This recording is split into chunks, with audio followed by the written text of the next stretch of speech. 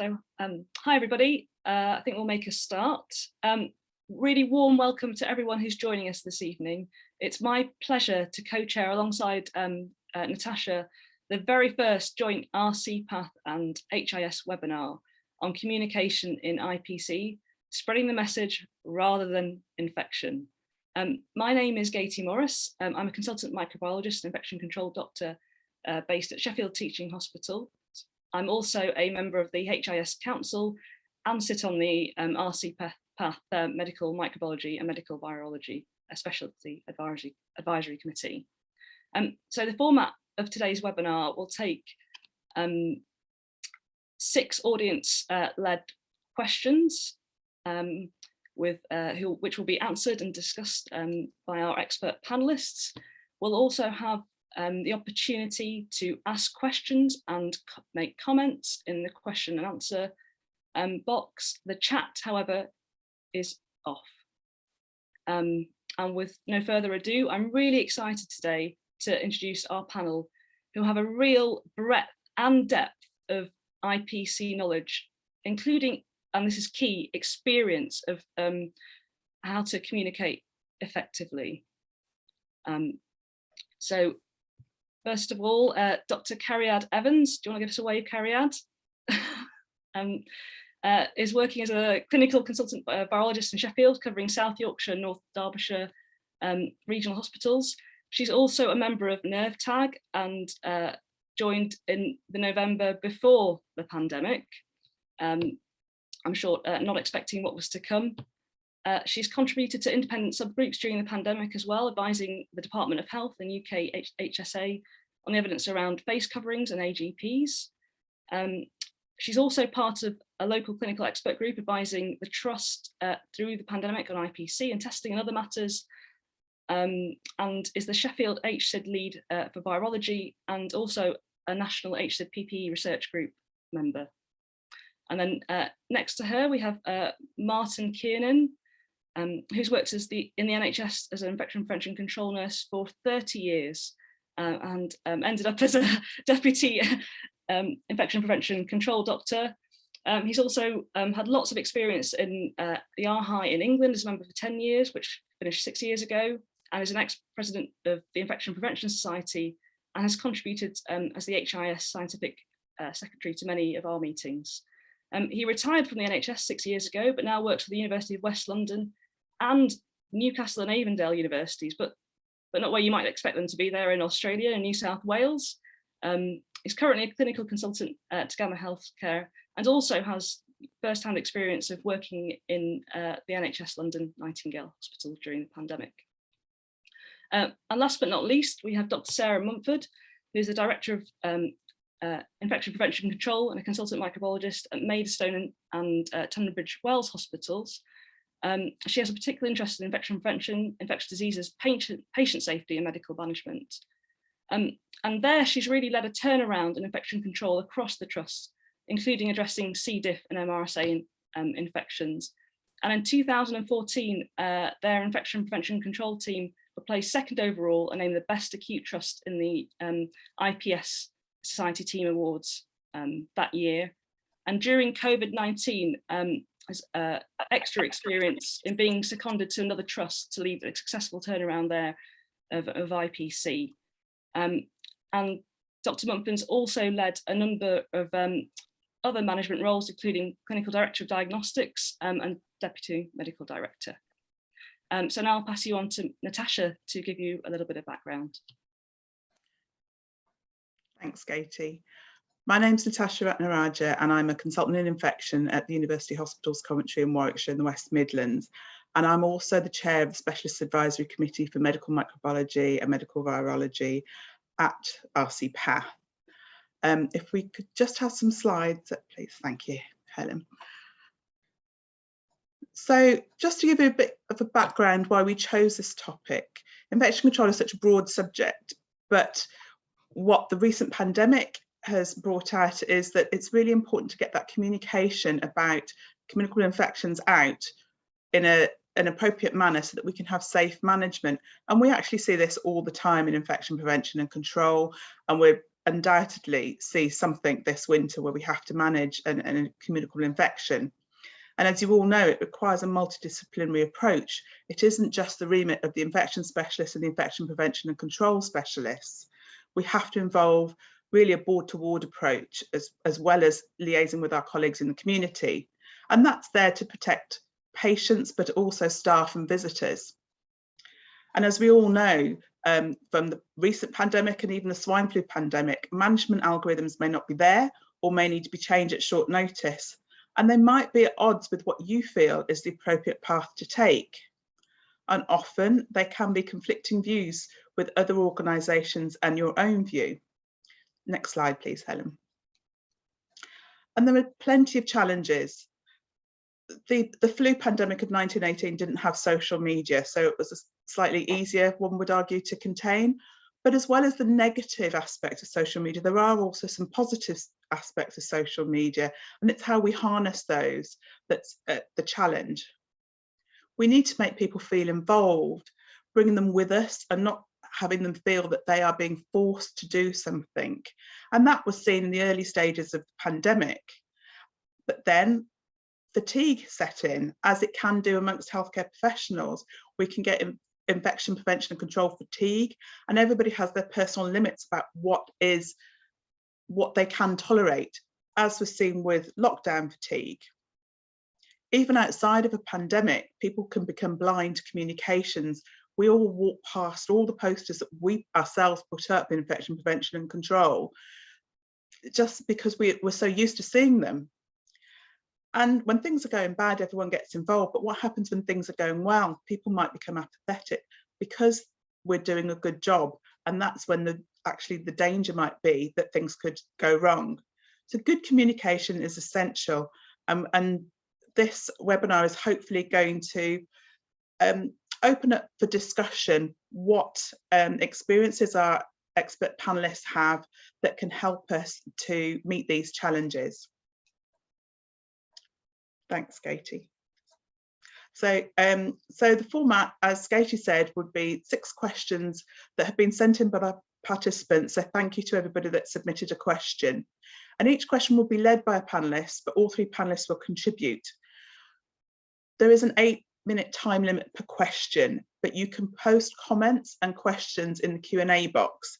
And then if you wish to upvote comments and questions, please feel free to do so. If we did have time in that 8-minute slot, we can then mention your comments or ask additional questions. So I'll hand you over to Katie now. Thanks, Natasha. So if we could have the first question, please. So this is a really good one, I think.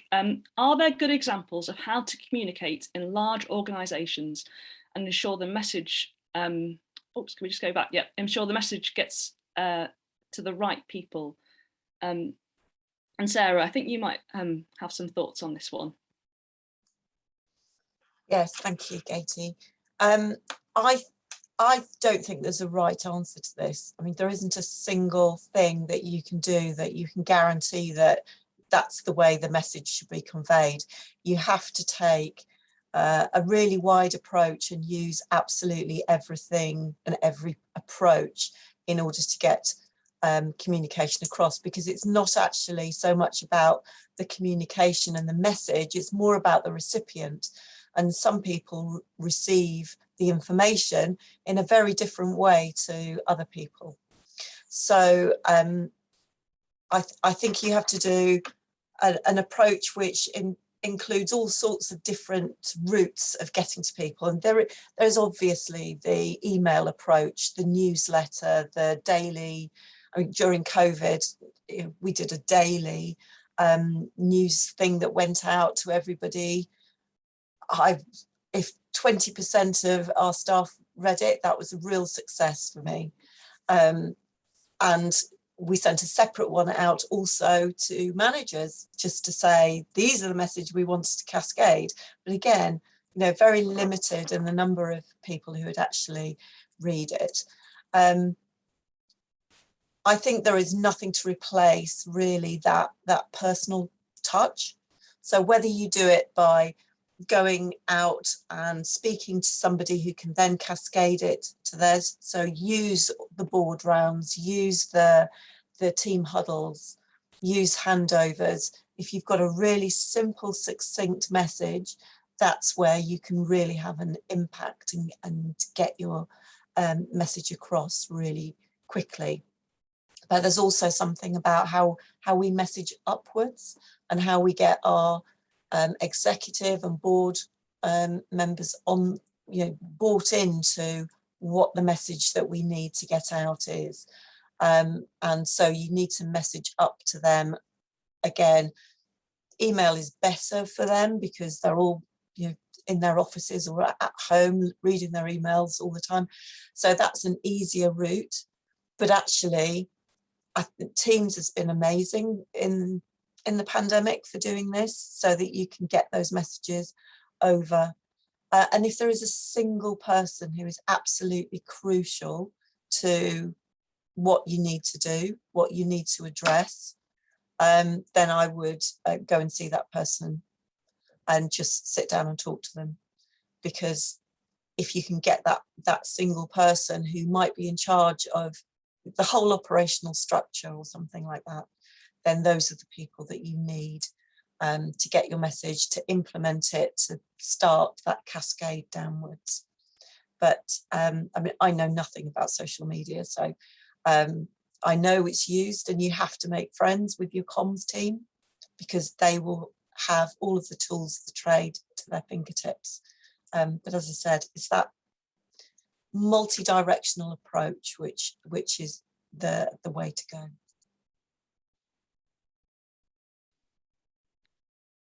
Thank you. Martin or Karad, did you have anything to add to that? Maybe specific things that you found useful in your organisations? Yes, Martin. No, Sarah's point about getting the message over to different groups is interesting, but what I think we don't always do is ask people how they would like to receive information. So if you're trying to get at the hotel services staff, environmental service workers, they may not even have an email address. Your average staff nurse may not be able to access it at work. And, people access their information in a lot of different ways these days. And I think doing a bit of work with different staff groups saying, okay, how would you like us to deliver information to you that's relevant, and what would be the most effective way of you getting it? And there may be a hospital-wide WhatsApp group. It could be anything really. But we don't really always know how people would like to get the information, and I think that's something well worth exploring. It's something I've never seen studied, but we're trying to put out one piece of information which goes to management all right the way down through the organisation, and they'll all access it in a completely different way. And they don't access their information in traditional ways anymore. So it's thinking outside the box, really. I absolutely agree with you, Martin. Doctors particularly love WhatsApp groups, and it's a really good way of getting messages out to them. We did actually ask our staff how they would like to be communicated with, and they didn't know. Maybe they didn't want to be communicated with. Yeah, we found that as well. We tried to say, what are the best modalities? And I was like, I don't know. And it's all information overload. I think that was quite difficult for people, wasn't it? But I think it's a really valid point, is how you identify. It's not just about how you communicate with those different groups and how they want to receive that information. It's about that information being relevant to them as well. So we might frame it in a certain way that we think it's important, but actually for individual staff groups, it has different relevance and different applicability. So it's also trying to understand that as well, to then it's more powerful and more informative, isn't it, if you understand how it's relevant to their particular working and their contribution to the organisation.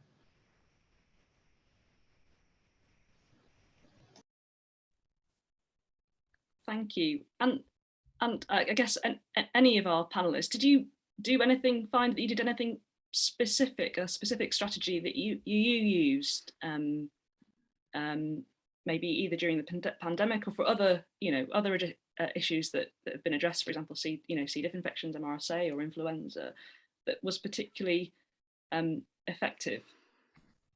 I mean, I can give you an example from Nightingale, which I actually thought was one of the best communicating organisations going at the London Nightingale, because there was a daily clinical meeting, anybody could bring a problem. And when I say clinical meeting, it was every department turned up. It was run by the medical director. A department would stand up and say, I've got a problem. And it would be fixed because 3 or 4 other people would stand up and say, I can sort something out. But actually, for the clinical staff, what they would do is that when they came out from the shift, and that, you're looking at 12.5-hour shift, there was a big board where you wrote a problem. And when they got back for the next shift, the solution was written in the next column. So it was very much a you said, we did. And it was looked at constantly, and there's several people who identify the same problem. And in that 12 hours, because it was staffed obviously all the time, people would work on, here's a potential solution. So it showed people it was actually worth identifying a problem, because there was a chance there was going to get a solution, if not immediately, that it would be definitely picked up and worked on. So I thought that was a very good example of two-way communication. So you didn't have to hang around or tell anyone about it. You just wrote it on a board, and then you went, and the answer was there when you came back the next day. So I quite like that. Thanks. And Cara, did you have your hand up briefly then as well? Yeah, I've got a host of ideas that I was going to do a bit more in question 4. Okay, so I'll hand over to Natasha now. Thank you. If we could have the next question, please. Thank you. Perfectly on time. So question 2, what communication methods or approaches do we need to move away from when communicating IPC messages? And Martin, I think you're going to lead on this. Yeah, I'm going to have a stab at it. So to me, firstly, I think it depends on the sort of information you're trying to deliver. Is this new information? Is this a guideline update? Is this audit results? Is it something, outbreak reports or something like that? And I was going to say, we don't ask people how they want to receive these sort of messages. Is a local TikTok group or even something like that be useful? But I think infograms are useful, but just writing reports isn't very useful. I don't think people find a report very helpful at all, unless they actually have to have it. And I've got to be honest, I once had to write a report for the local health group, external report, had to be produced every week. They'd moan out if it turned up late. One of my last ones, I actually used Google Translate to translate it into Welsh just to see if they ever read it. And I sent it off to them, and they're either all fluent Welsh speakers or they never read it. So it's actually, do they actually really want this information anyway? But what I think we need to move away from is being careful with the language. So, we talk about compliance a lot, and I hate the word compliance because it sort of infers subservience. It infers you being told what you do. So I think we have to move to a bit more a positive way of talking about things. I think we have to be definitely non-punitive about it. Otherwise, what happens is when you communicate the message, if it's punitive at all or critical at all, people go straight into the 5 stages of grief, and you get all the denial, the bargaining, and why it wouldn't have, it wasn't me and I wasn't on duty, and well, that's a while ago. I think we have to move away from periodic reports, say audit reports that come out 3 months later, because things have moved on and that was different then. So that, timely information, I think, is always extremely useful. So 6 monthly reports are no good at all. And neither, I don't think, are organisation-wide reports. Our C. diff rate is X per 10,000 bed days or whatever for the whole organisation.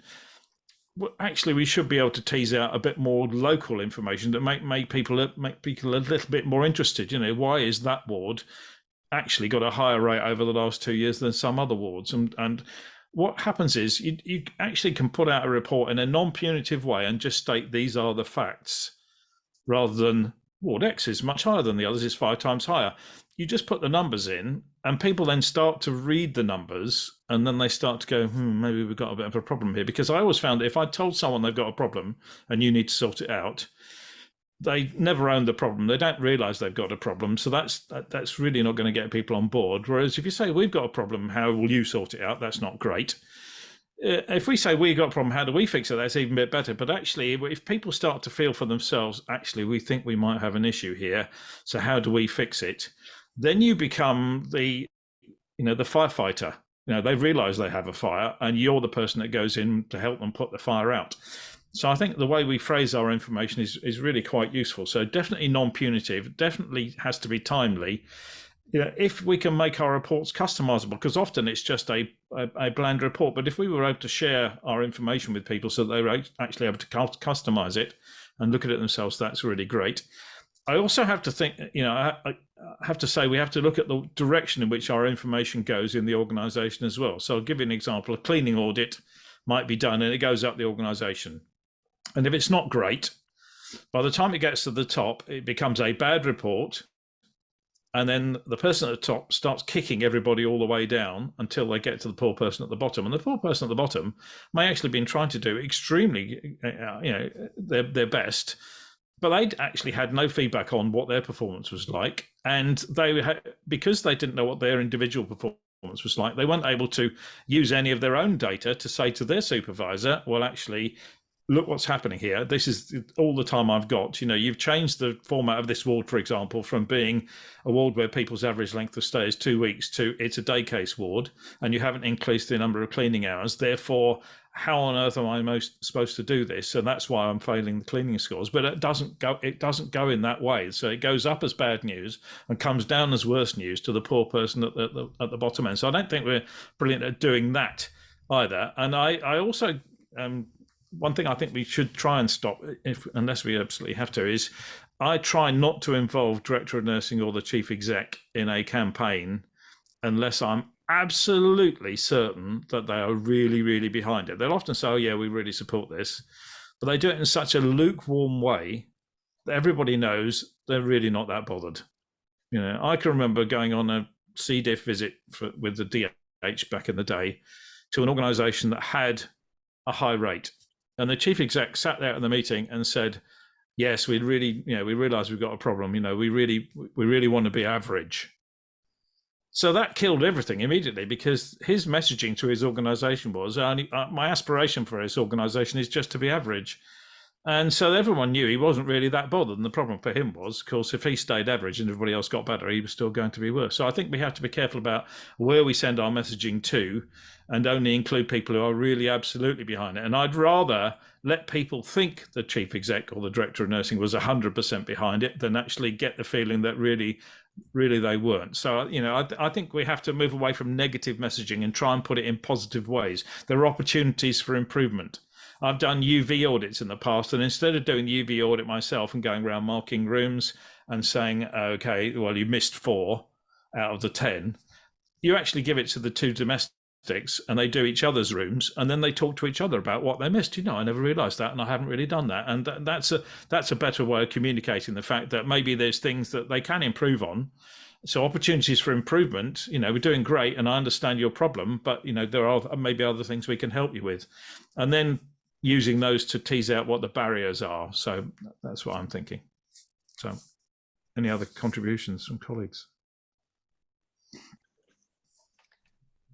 I think the only other thing I noted, sorry, I think Sarah was going to say something, is there was quite a lot through the pandemic of, guidance and documents that would have changes, nuances, I don't know, isolation periods reduced down and things like that, that we were quite guilty of sending long proses with small detail changes that weren't clear, weren't highlighted, and therefore required individuals to read the entirety of it to even pick up on what the new take-home messages were.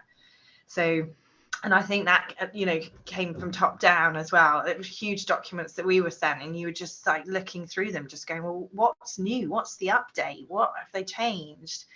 And that's extremely difficult to sort of penetrate and then take on board. And I think, therefore, I completely agree with what you're saying, Martin. All those large documents and those large pieces of guidance are not helpful for communication and on the ground. You just need bullet points, highlights, updates. And that's important, isn't it? Because it's behoving on us as the people giving out the messages to not just give a message, not just do this, do that, but actually say, this is the reason, but actually distill out the simplest way of describing what the reason is. Because all the way through the pandemic, there was, why are we doing this now? We were doing that yesterday, and now you want to do the opposite. So why are we doing that? You absolutely have to give them a very clear explanation of why the change is taking place, even if we're making it up a little bit, because actually the guidance wasn't that clear either. So that's coming into one of the other questions. We're almost out of time, but there is a question in the Q&A box for Martin, which is, what word would you use to replace compliance? Oh, that's a really difficult one. I'm not going to mention the podcast. Well, I've just had, but we talked to a language expert about this earlier on last year, and there's a lot of very cold words we use, and trying to find a warm word, I haven't found one yet, really. I wondered about concordance, or and really I'm still struggling, to be honest, to find a word. But it's all about optimizing the opportunities to do the right thing rather than complying. So if you haven't complied with hand hygiene, that's not great, but maybe we're talking about some sort of safety index rather than hand hygiene compliance. Not that would make any difference, because it's all 100% anyway, according to most reports. So thanks, Martin. I think it's a difficult one, and one, if anybody else would like to post in the chat their ideas. Yeah, I'd love to hear it. But I'm going to hand you back to Katie, so thank you all for that question. Thank you. If you move on to question 3, which is, how do you align the expectation of organisations against good IPC practice? For example, when you feel you ought to be closing a ward and outbreak scenario versus operational pressures, say, of needing to keep that ward open. And I think, Sarah, you had some thoughts about how you might approach this question. Yeah, so this is still a really live issue, isn't it? You know, all our hospitals are full, and we've got patients backed up in A&E, and we need beds, and yet we've got COVID outbreaks on the wards. You know, I've got 2 hospitals with over 100 COVID patients in them, in between the 2. And if we have an unexpected positive in a bay, and then we want to quarantine those patients, even though we're not supposed to be doing that anymore, it goes against everything in our infection control souls to disregard that and to take a chance. And so this was described to me yesterday by our chief operating officer, who said, yes, but what's the chance of dying of COVID, and what's the chance of dying in A&E if you've been there for 12 hours and you can't get into a bed and you're not being cared for as well as you would be in a bed? And there's absolute point there.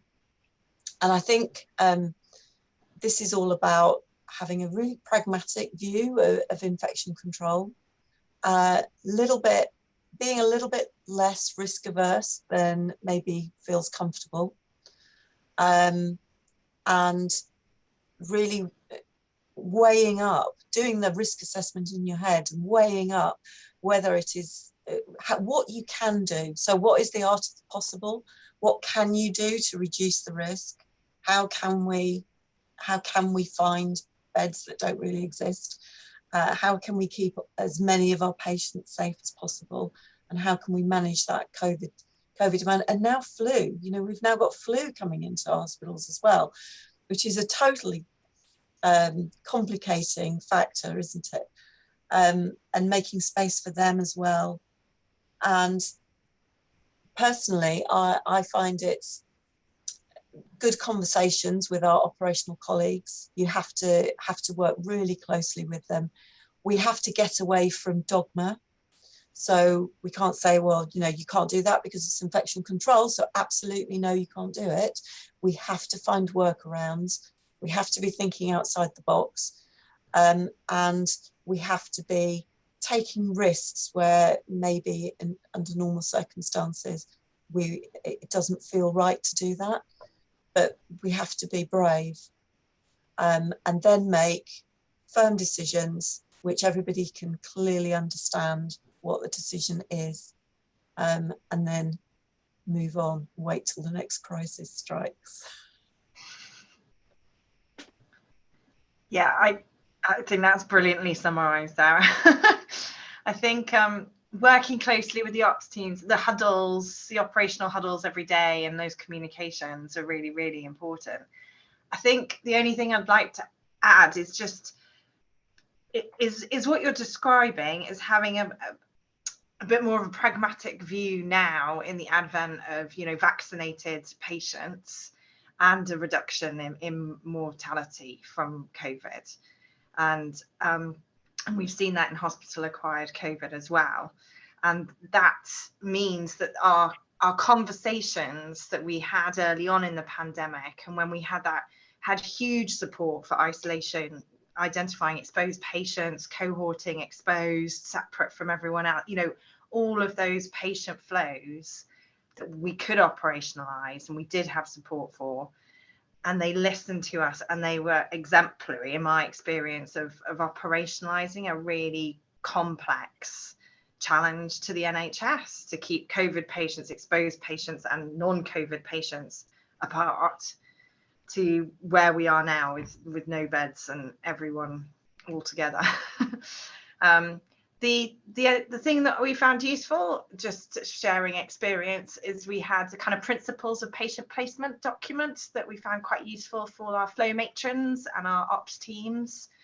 So obviously the ops folk aren't, you know, clinically trained, many of them, so it was quite helpful, and I've put badged flu into that as well. So it's 3 o'clock in the morning, I've only got a certain number of beds, I've got the queuing out of A&E, where's my biggest risk, and if I just think about these patients and we're safe to kind of try and put them if I can. That's helped a little bit in these situations, because we found we were being phoned a lot in these crisis situations for advice, which becomes really difficult, doesn't it, in our positions, and when there's only a few of us to be responding or in that way. So that helped a little bit.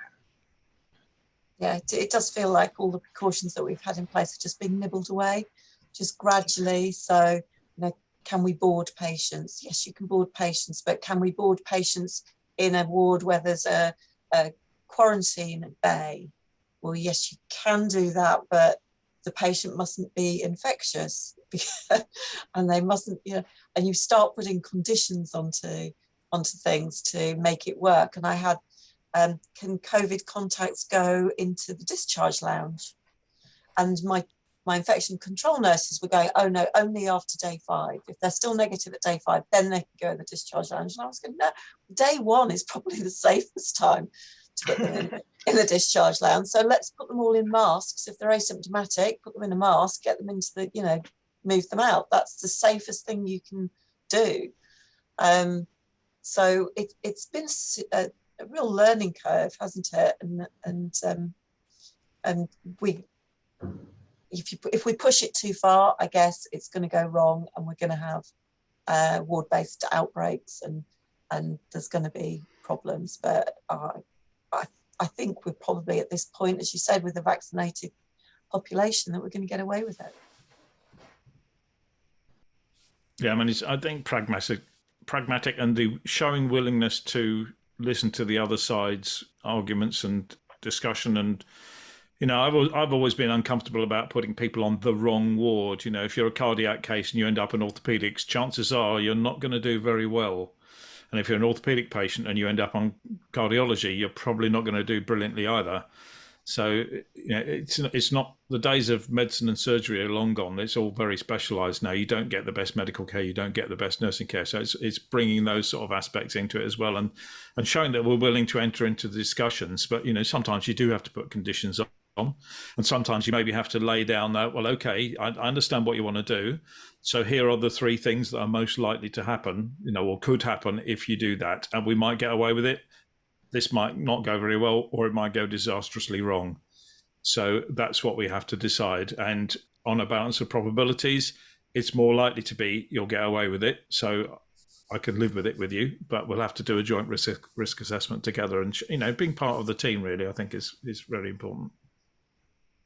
Yeah, I think that's a great point. I think just to add on Martin's, I think building on all those other specialties starting to manage COVID patients was a big piece of work into this kind of phase of the pandemic that was really important, because we went from COVID cohort and COVID care and very specialized and, you know, specific teams delivering that to COVID being in all patients in all specialties. And as you say, they had to remain under those specialties. They came in for those specialty reasons, not their COVID reasons, and engaging all of those specialties that many of us haven't, as in previous warps of IPC worlds, engaged with many of them before, had to then and help enable them to look after COVID patients.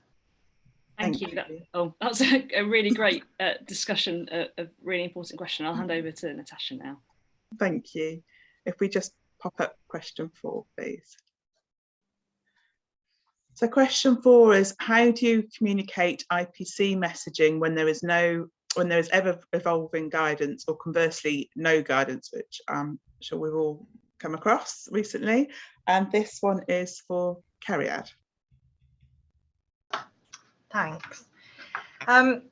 So I suppose I'd like to pick up on one of Sarah's key points about communication, which was about personal communication.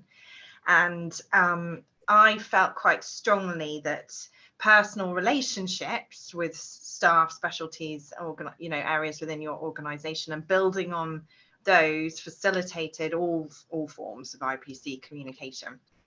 And obviously one person can't do that, so how big a team can you get with your IPC team, and with your IPC team to all have dedicated links to all different departments, directorates, areas, so that they then have their responsibilities to then communicating out to those areas, was something that really facilitated that evolving, changing messaging and explanation of the logic for whatever it was that we had decided, based not on guidance but on expert opinion. So some key things I wanted to share with everybody is that we found brilliant, maybe lots of others hopefully have used as well, but we had a team of PP champions. So every directorate and specialty had nurse, medic, PP champions, and we had a PP champions meeting, very frequent at the beginning, and then went to weekly and bi-weekly and what have you, on a Teams chat. So we talked about the usefulness of Teams. So you've got your PP champs, they can get their messages out to their areas, they can field queries and calls in their areas, and then they can chat on the Teams chat back into the expert group if they've got any queries or things that they were unsure of. So that was great. We then kind of moved towards a kind of staff welfare team. And they were, again, IPC led and focused, but much more holistic, and going to all of the wards and across the whole organisation. And we had them on the ground for months and months, and they were really fantastic about having conversations with people on the ground, challenging practice, thoughts, beliefs, interpretations of guidance and things like that, but in a really thoughtful, provocative and well-being type way. We also had our matrons and our flow matrons, so particularly at night, going around, because it's quite difficult. A lot of night teams we find they favour doing nights, so they will miss out potentially on communications and what's going on during the day. So then the matrons and the flow matrons would go round in the evenings and go onto the wards and see what practice was going on, and again just have some time with the individuals on the ground about what they understood as the current guidance and the current messaging. And then I suppose I'm a bit of a fan of an infographic and a flow diagram, as many of my colleagues will laugh at me for. They are the bane of my life, as well as being quite useful. So I think having lots of visual aids, lots of posters, so when it's changing, you can highlight those changes, you can make it, you can quickly update those posters and get them out there as just simple, quick messages around what's new. I think the only final thing really to add is the evolving guidance. For me, I think the hardest things was having specialty bodies have different guidance to UXA or DOH or NHSEI, those bodies. I found that extremely difficult to have those conversations with then those whole specialties to try and align two different sets of guidance that were conflicting. and both from very reputable sources, and both with their own intelligence, analysis, interpretation, what have you, around that. And that's really hard when that's not your specialty, that maybe is at odds with the, with the mainstream guidance. And I found that quite difficult to engage with colleagues who had greater specialist knowledge in their area, that were challenging some of the advice that we were trying to give that was at odds with their professional organizations. And again, I just think that it came down to sort of personal relationships and working out who's worked with those people for a long time, who knows them well, who can engage with them well, and ask your friends and colleagues just to take on those pieces of work streams for you, and to kind of help resolve those differences. So those were my thoughts. Carrie-Anne, how did you resolve the differences then? Because you've got one group who their professional body is saying one thing, and from our point of view, NHS-EEI are saying something completely different or something different. So actually, how did you get a resolution, and which way did it go? Because, it's resolution, negotiation is always the art of not losing face, isn't it? And, there's often very entrenched views. So I just wondered how you actually got to a resolution and what it was in that, example. Yeah, so that's a good question. So some examples I'd say were the actual individual lead for that specialty had quite a fixed view. So when you actually brought in the rest of, for example, the consultant team and said, can we have a Teams meet? Can we all chat about this and see what the general consensus is across your specialty? Because this is an extremely difficult area and I do find it hard to advise. So let's see what everyone else says. And then you actually got lots of different views, and it felt it was less like conflict between two individuals or two organizations. And then you came to quite a nice pragmatic decision. So sometimes then we would just have a hybrid of that specialist guidance and whatever other guidance for just our trust or our locality based on expert opinion from those specialists. So I did that a few times to help resolve it. So my take on that was pick your fights. Yeah. So, like the Resus Council advice, for instance, which everybody, all the Resus teams desperate to support that, wanted to wear FFP3 masks. It wasn't a fight worth having. I had consultants say to me, yeah, but if someone collapses in front of me, there's no way I'm going to walk away and go and get a FFP3. I'm just going to get on their chest, just forget it. I'm not doing that. So we came up with a compromise, which was, this is what we're doing. We're following the Resus Council guidance, but for senior clinicians, if you choose to risk assess that for yourself and take that risk, that's absolutely fine, but please don't encourage your F1s to do it too. F1s must be wearing FFP3, so you can take that personal decision, but you don't take it for somebody else. And the other one was things like neonatal guidelines. It's not a fight worth having. It's just, if that guidance is in the ballpark of the national guidance and you personally feel comfortable with what they're doing, then I was, yeah, you carry on. That seems fine, seems sensible. You do that. It's only where there was things completely at odds and completely over the top that we kind of got into further discussions about it. Like FFP3 masks for doing an echo, for instance, I wasn't very happy about that. Yeah, thank you. And I think it's about common sense prevailing, really, isn't it, over everything else.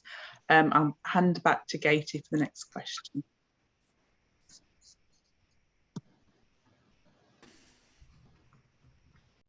Thank you. And question 5 is, how do you encourage ongoing and active engagement in IPC practice, maybe, for example, when the apathy has set in? And Martin, you were going to lead on this one. Yes. Well, if I'd have cracked that, I think I'd patent it. and sell it.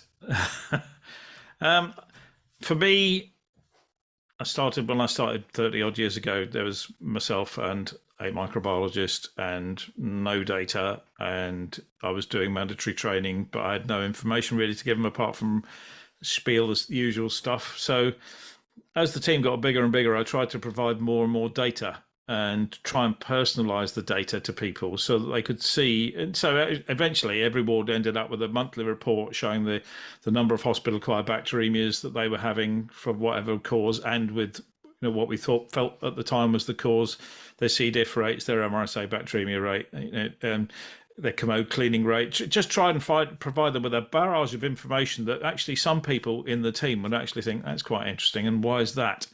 So we would go around and count devices, for example, and give them the device utilization ratio. And we were a merged organisation. So we had 2 district generals on 2 sites, which eventually sort of came together-ish. But an orthopaedic ward on one site, everyone was catheterised for fractured neck of femur. And on the other site, nobody was catheterised. And when they saw the stark differences, they started to talk to each other. And actually, I ended up doing a piece of work on it. And they just believed that people would be in pain if you put a catheter in, and the other ward had cracked that. And so they weren't catheterising anybody. And the C. diff rate on the ward that were actually catheterising everybody was much higher than the other one. So when you start piecing things together, I think telling stories and making it real for people is useful. So realistic local data in mandatory training is important, instead of just coming out with the same sort of messages. This is what's happening. If you've got anecdote, that's really helpful. If you've got anecdote about a recent, say, C. diff root cause analysis, where you might think, okay, you can give an example. Somebody's had C. diff. Okay, well, they had it. They had a urinary tract infection. They had sepsis. They had to have antibiotics. Oh, okay, fine. Nothing much we could have done. But actually, why'd they have that? Well, they had the catheter in. Oh, okay. Why'd they have the catheter in? Oh, actually, they were constipated. And you actually tease it back to the fact that somebody wasn't eating and drinking and they became constipated and they ended up with a catheter. And people sort of get the story then. So I think storytelling is really important to engage people. I think finding friends is so important. Finding, enthusiasts and link workers can work really well, as long as they're people who have volunteered to be the link worker, rather than be this. Many hospitals have link worker schemes for various different things, and you're told you're the link worker. Well, you can tell these people when they come along, they're not that bothered. They were just told they've got to go. So actually, I'd rather have nobody than somebody who's than have somebody who's really quite enthusiastic about it as well. And then what you also then find out is there are people who actually don't want to do it at all. And actually, you've got to find out what the problem is, because you might think, oh, they're just not engaged at all with infection prevention, but actually they may have barriers that are stopping them that you don't know about. So finding out what the real problem is and going to say to people, instead of saying, why aren't you doing it, turning up and saying, I know you want to do this because it's good for patient care and it's good for you. So what is stopping you, and how can I help that? So then finding out what the blockers are. And then sometimes you have to use a technique to find out the real problem, because they'll say, oh, I can't do it because of such and such. So you start to use a technique called, if I could, would you? So, okay, if I could show you that this would happen if you did that, would it help you? And would it make you, I'm not convinced by the evidence. Well, if I could show you some good quality randomized controlled trials in good peer-reviewed journals, would you consider it? Because you're an evidence-based practitioner. So if I could, would you, is also a very useful method of finding out, to try and get to tease what the real problem is. I can't possibly buy that car because it's green. But if I could get you a red one, would you do it? Oh, yeah, but it's a bit expensive. Well, I could do something on the price. Could you do something about it? You can see where my background was back in the past, many years ago, down in Chislehurst. Yeah. I think work with anybody who shows an interest. So you can go onto a ward and everybody scuttles off, but there's actually often somebody around who wants to talk to you. So actually go and talk to them. That's quite useful. I think if you've got a problem area, try and find out who the key opinion leader is also very useful. And it may not be the ward manager or the senior staff nurse. It actually could be one of the healthcare assistants who's got such a strong personality that unless you get them on board, nothing's going to work in that area. So actually, I know Professor Sato in Hong Kong did a piece of work on that years ago with his, I think it's his brother who's a psychologist. And they actually did some scoring of people. Who do you actually trust and who do you get your information from on the ward? And they were often very surprised at actually who was the thought leader on the ward. And when they engaged those people in ward activities, they actually took it on a lot better. I think showing people that you're not just the team who turn up to do mandatory training and tell people off and, you know, shove out a policy is useful as well. So I think if you're doing any local initiatives like and you're doing a poster abstract for, you know, IPS or HIS or whatever the conference is, if it's based in the clinical area, involve the clinical team in that and the nursing team. If it's a nurse-like paper, get their name on the poster. And why not, if when you've done those posters, start displaying them on the hospital corridor or in the postgrad medical centre or wherever people go, or in the health, you know, in the hospital canteen, because so many of us do a poster and then, you know, we think it's very interesting and our colleagues find it interesting, but actually in your own organisation, showing that you're a team that's actually trying to advance the science and trying to find out things, you know, people might find that interesting. So you then start to change the perception of the team. I think that's really quite useful. And then I think what we have to do is also make information accessible. And I'm really interested in the idea of using QR codes on posters on the wall for like isolation facilities to, you know, if you're a patient's visitor, use a QR code, because people do use them now, and then up could come a sheet with the latest information, and actually that way you'll be able to see how many people are actually accessing that sort of information, so you could actually see if it's actually being used rather than people just ignoring a poster. And also it's like a lot cheaper than changing a load of posters, because you just change the link from the QR code. So those are some of my ideas anyway. Well, thank you. Karen and Sarah, did you have probably got about a minute or so? If either of you had anything you'd like to add to that? Lots of interesting ideas there from Martin. I think this is one of those things that's easy in a crisis and it's really difficult day to day. And it's about, I think Martin's absolutely right about the storytelling. Make it real, make it, you know, this is the story of this patient and this is where it went wrong, and this is what we could have done, and this is how we could have intervened. And I do this a lot with doctors, especially around C. diff and sepsis. You know, this is what we could have done to make this journey through the hospital different, and this is what may have prevented this patient becoming more unwell and getting that healthcare associated infection. So that's really important one, but it's just that constant explaining to people why we're doing it, and it's so difficult just at the moment, because everyone on the ward seems to have forgotten what IPC was like before COVID. They just fixated on what we do now, and gloves have become skin, and you know, so it is a real challenge at the moment. But just constantly talking to people, making them understand why we're doing what we're doing. You can't just tell them to follow standard infection control precautions. It just doesn't work. Thank you. Really interesting. I think we're just going to move on to our final question now in the interest of time. Thank you, Katie. So the final question is, do you have any approaches to challenge alternative infection narratives on social media? And Martin has bravely agreed to take the lead on this one. Yeah, this is one of the ones where everybody else stepped back. The problem is social media is just massive, isn't it? That's the issue. You've got WhatsApp, you've got YouTube, you've got Instagram, you've got WeChat if you're in China, you've got TikTok, you've got Snapchat, LinkedIn, Facebook. It's how do you keep an eye on all of that lot? And where people are actually getting their news is really changing. I mean, you know, people spend hours on it every day. And it's so difficult to actually try and keep on top of it. So what I tend to try and think about is, firstly, I mean, a lot of people will tell you, oh, don't ignore it, you know, but actually that's really difficult to do. So what I tend to try and do is assess the reason for the disinformation or the alternative infection narrative. Is this an honest mistake, or is it deliberate misinformation? And unfortunately, misinformation travels better than correct information. So I gave a talk on this sort of thing at a meeting a little while earlier on this year, and actually it's the posts from influencers on TikTok who actually behave badly that actually get more likes than the ones who actually even the influencers are doing correctly. So but you don't know the reason for that. So that makes really, really tricky. So I think try and assess the reason for the disinformation. And if it's an honest mistake and somebody's misinterpreted something, or they've read something and their opinion isn't quite correct, I think you can try and do it, but you have to be quite polite about it and do it in a sort of a friendly way, if you like. And I quite like using ABC, which is acknowledge, bridge, and communicate, which you see politicians do all the time. You know, is today Wednesday, Minister? Well, yes, of course, today is Wednesday, and that's a very important day. But tomorrow, Thursday, we're going to be announcing our new £5 million investment.